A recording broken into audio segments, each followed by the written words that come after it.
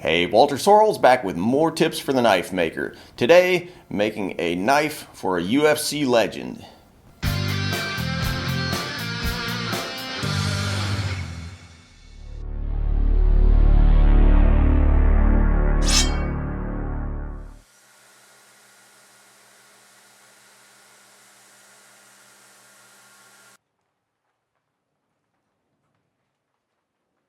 We'll take up in this video by heat treating the blade, which we've just clayed up in a modern version of the ancient Japanese clay hardening technique. Once the clay is dry, I'll heat the blade to about 1500 degrees Fahrenheit in my forge. It's quenched in water for several seconds, then transferred immediately to 300 Fahrenheit peanut oil, where it will complete martensite transformation. This decreases the likelihood of cracking the blade, something that happens even to the most experienced smiths when they're doing pure water hardening.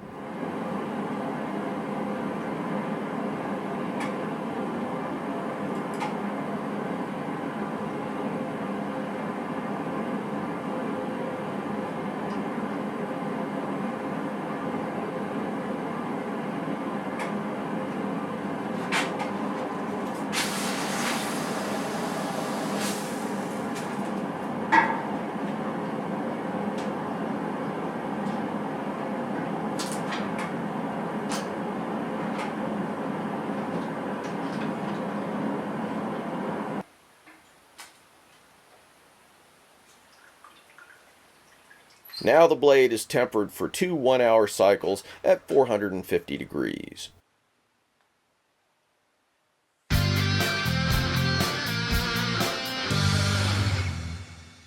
The next stage is to polish the blade.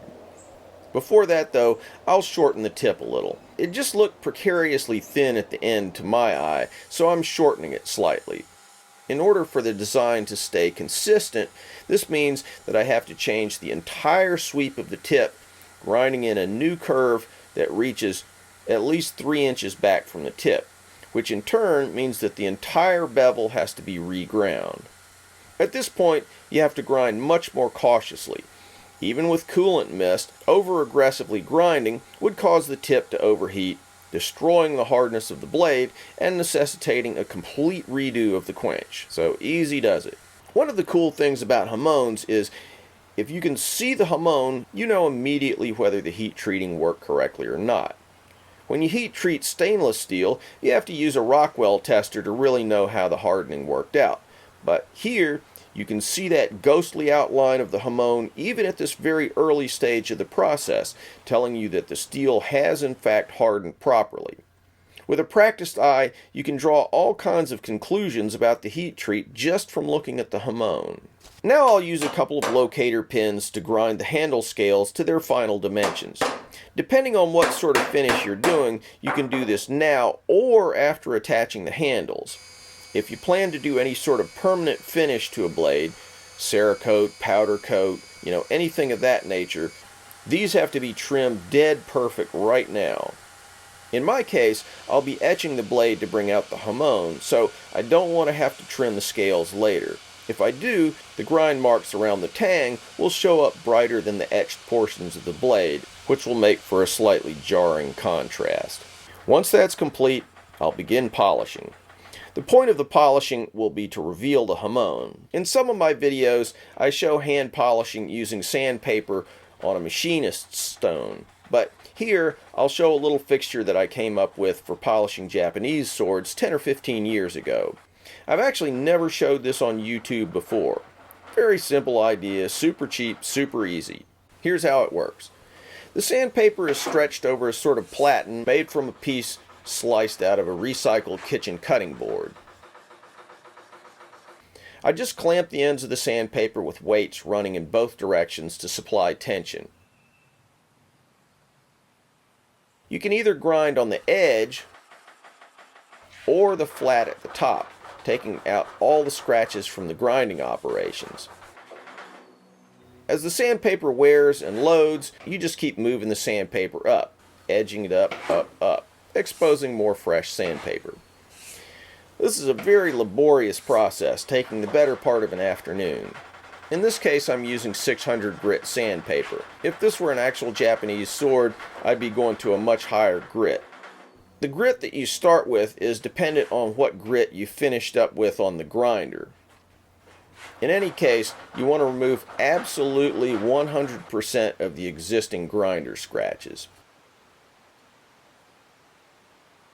The plunge line takes a little extra attention too. Once I've finished with the 600 grit, I'll move to 1000 grit sandpaper and a little bitty sanding block. As I mentioned, I'll be putting out a Tactics Armory version of this knife shortly. As you can imagine, all this fiddly work is outlandishly time consuming and drives up the price of the blade enormously, so the Tactics Armory version will not have a hamon or any of this complex polishing. Functionally though, it'll be very similar. When I've reached the level of polish that I'm aiming for, I'll degrease the blade thoroughly and immerse it briefly in an extremely dilute solution of ferric chloride. Ferric chloride is sold in electronic stores as circuit board etchant. Then I'll wash the ferric off and use a metal polish to strip off the black oxides that have formed in the etchant.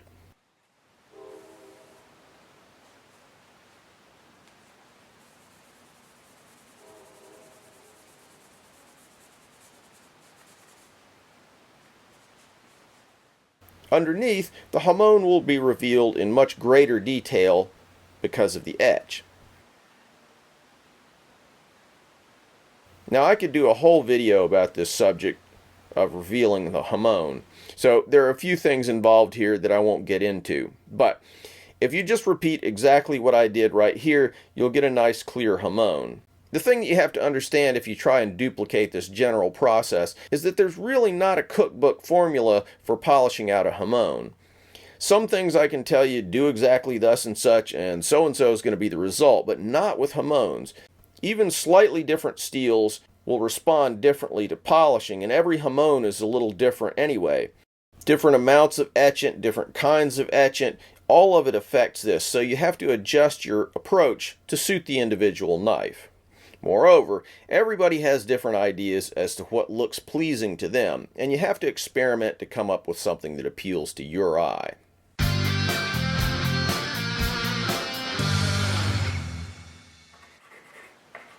Next, time to put on the handle scales. As I said earlier, we're using corby fasteners, bolts with slotted heads which are tightened and then ground off during finishing. Because we're using corbies, we'll need to use a step drill to countersink the scales for the bolt heads. As you can see, the bolts have a shank that's much thinner than the head. Using a specially made step drill, we drill a 1/10 inch countersink in each hole. The depth of your countersink hole is going to vary depending on the thickness of your materials, but it should be just enough to allow you to really tighten down the bolts without cracking or distorting the scales.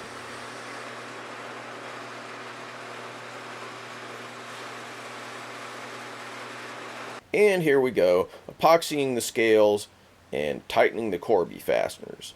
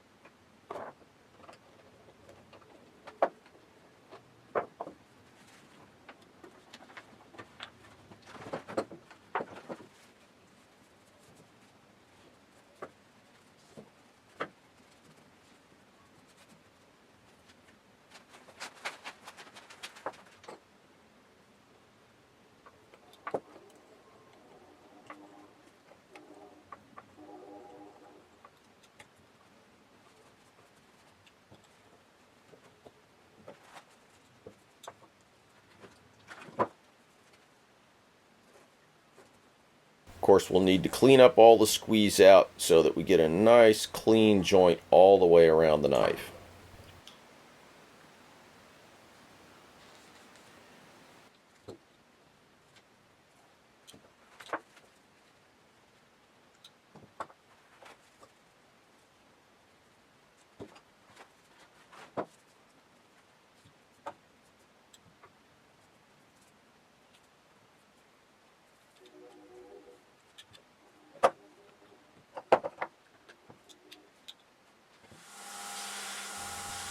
After the epoxy is cured, I'll shape the handle. First, I have to carefully grind the heads off the corby fasteners.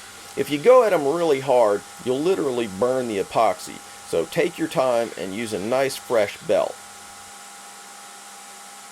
Once the heads are ground off, I'll focus on radiusing the handle to give it a shape that feels good in the hand. You know, it's not that I don't care about the way things look, but I always feel like the feel is the most important thing. If it's not functional, if it doesn't feel right in the hand, everything else is wasted effort.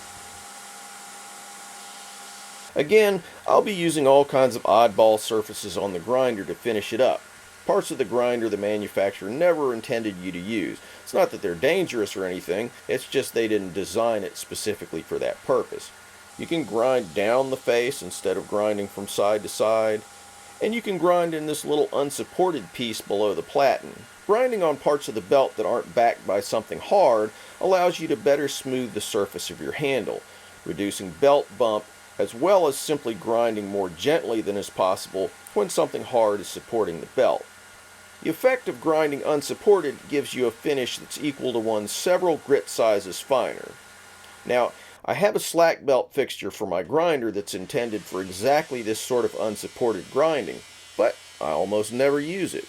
Why? Time's wasted every time you put a new wheel or arm onto the grinder. If I can get the same effect by using these spare bits of the grinder, hey, why go through the hassle of changing belts? Time's money, boys.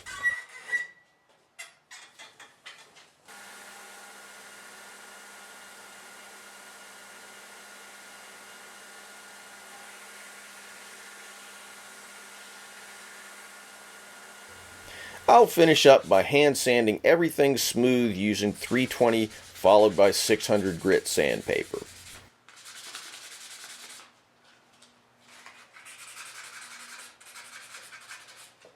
A tiny bit of oil on the surface brings out the pattern of the micarta and gives it a more even look. Now, if you want that handle really grippy, skip this step.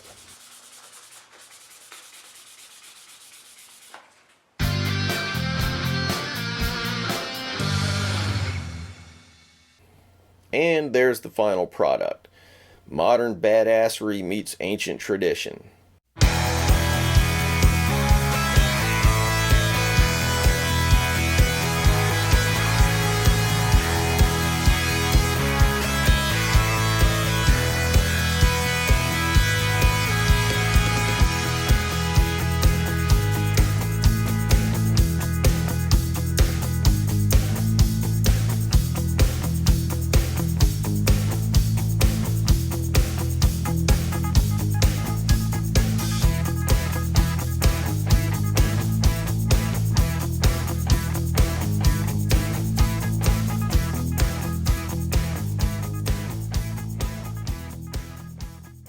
So if you like this knife, I'm going to be using this one as sort of a prototype for a similar knife that I'm going to be offering as part of my Tactics Armory line that you can find on my website, waltersorrellsblades.com. So if you're interested in purchasing a similar blade to the one that I made for John Danaher, check out my website and you can pick one up there.